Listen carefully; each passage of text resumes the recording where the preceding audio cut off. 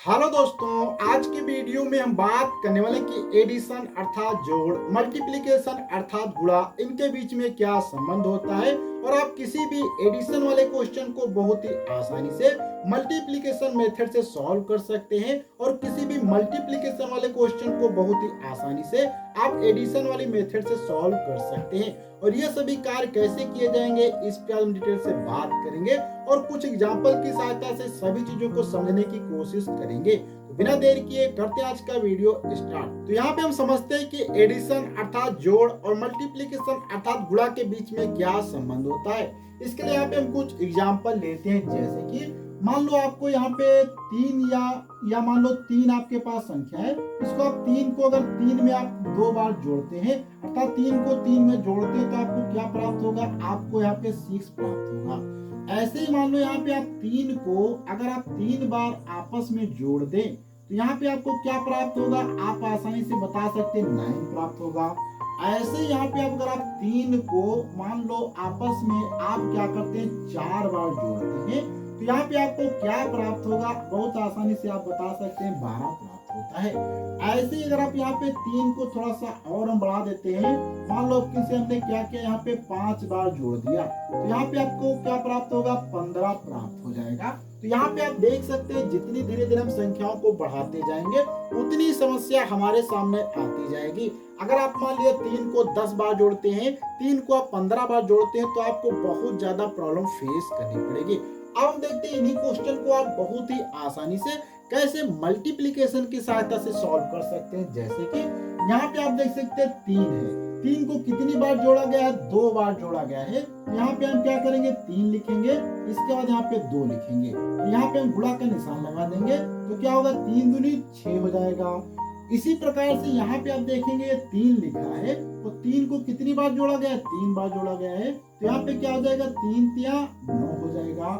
इसी प्रकार से यहाँ पे आप देखेंगे 3 लिखा है, 3 को कितनी बार जोड़ा गया है, 4 बार जोड़ा गया है तो 3 चौको क्या हो जाएगा, 12 हो जाएगा। इसी प्रकार से यहाँ पे आप देखेंगे 3 है, 3 को कितनी बार जोड़ा गया है, 5 बार जोड़ा गया है तो क्या हो जाएगा, यहाँ पे 3 को 5 बार आप इस प्रकार से लिखेंगे और यहाँ पे 15 आ जाएगा। अब यहाँ पे आप देखेंगे कि 3 को 3 में जोड़ने पे भी 6 प्राप्त होता है और 3 को 2 से गुणा करने पे भी 6 प्राप्त होता है। तो यहाँ पे इसी प्रकार से यहाँ पर भी सेम है कि 3 को 3 बार जोड़ने से 9 है और 3 को 3 से गुणा करने पे 9 प्राप्त होता है। 3 को 4 बार जोड़ने से 12 प्राप्त होता है और 3 को 4 से मल्टीप्लाई करने पे 12 प्राप्त होता है।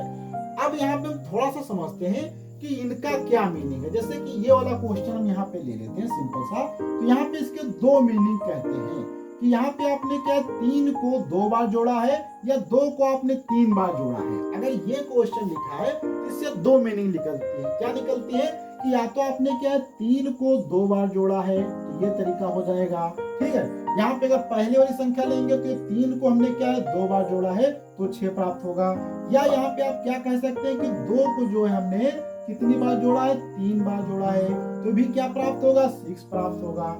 यहाँ पे आप देख सकते हैं कि या तो आप कहेंगे 3 को 2 बार जोड़ा गया है या 2 को 3 बार जोड़ा गया है, लेकिन दोनों से आंसर सेम आता है। अब यहाँ पे आप देख सकते हैं कि ये जो बड़े बड़े क्वेश्चन आपके बनते जा रहे थे, इन क्वेश्चन को आप बहुत ही आसानी से यहाँ पे क्या है मल्टीप्लाई से सॉल्व कर सकते हैं। अब यहाँ पे देखते हैं कि ये जो 2 कंडीशन बनती है, ये 2 कंडीशन क्यों बनती है। इसके लिए हम यहाँ पे थोड़ा सा अगर रूल पे बात करें तो यहाँ पे रूल हमारा क्या कहता है कि अगर आप 3 में मान लो आप 2 जोड़ते हैं, क्या जोड़ते हैं, 3 में 2 जोड़ते हैं तो आपको 5 प्राप्त होगा। वहीं पे अगर हम बराबर का निशान लगा दें तो अगर आप 2 में 3 जोड़ेंगे तो भी आपका रूल के हिसाब से क्या प्राप्त होगा, 5 प्राप्त होगा। अर्थात जोड़ने में अगर आप ऊपर नीचे कर देते हैं तो इससे कोई फर्क नहीं पड़ता है। सेम वही तरीका यहाँ पर भी हो जाएगा। अगर आप 3 में 2 से गुणा करेंगे तो भी आपको 6 प्राप्त होगा, या आप 2 में क्या करेंगे 3 से गुणा करेंगे तो भी यहाँ पे आपको क्या प्राप्त होगा, 6 प्राप्त होगा। इस प्रकार से ये रूल आपके लिए यहाँ पे समझ सकते हैं। तो यहाँ पे आप कह सकते हैं कि 3 को 2 बार जोड़ा गया है या 2 को 3 बार जोड़ा गया है। ऐसे 3 को 3 बार जोड़ा गया है या 3 को 3 बार, ऐसे 3 को 4 बार या 4 को 3 बार, क्योंकि अगर आप 4 को 3 बार जोड़ेंगे तो भी आपको वही प्राप्त होगा और अगर 3 को 4 बार जोड़ेंगे तो भी प्राप्त होगा। इस प्रकार से आप बहुत आसानी से समझ सकते हैं कि एक संबंध होता है एडिशन और मल्टीप्लिकेशन के बीच में। और ये जो हमारा मल्टीप्लिकेशन अर्थात गुणा होता है, ये हमारी चीजों को बहुत ही आसान बना देता है। क्योंकि अगर आपके पास मान लीजिए क्वेश्चन दे दिया जाए जहां पे पूछा जाए कि आपको 15 लिखा है, क्या लिखा है 15 को अगर हम क्या करते हैं 15 बार यहाँ पे जोड़ दें, या 15 को मान लो कुछ बार जोड़ते हैं, जैसे कि यहाँ पे हमने लिख दिया, इस प्रकार से लिख दिया। अब ये क्वेश्चन आप देखेंगे 1 2 3 4 5 6 7 8 9 10, अगर आप 10 बार 15 को जोड़ेंगे तो आपको यहाँ पे क्या प्राप्त होगा, आपको बहुत आसानी से यहाँ पे 150 प्राप्त होगा। लेकिन ये कार्य करने में आपको काफी टाइम लग जाएगा। इसी क्वेश्चन को आप बहुत आसानी से सॉल्व कर सकते हैं। 15 कितनी बार है, 10 बार है, तो 15 लिखेंगे, उसके बाद यहाँ पे 10 लिखेंगे, गुणा का निशान लगा देंगे, और यहाँ पे आप डायरेक्ट अगर गुणा करेंगे तो क्या हो जाएगा, 5 जीरो में 0 हो जाएगा, तो 1 जीरो में 0 हो जाएगा, और 1 एकम 5 एकम 5 हो जाएगा, तो 5 आ जाएगा, और 1 एकम 1 आ जाएगा। यहाँ से आपका आंसर 150 आ जाएगा अर्थात 150।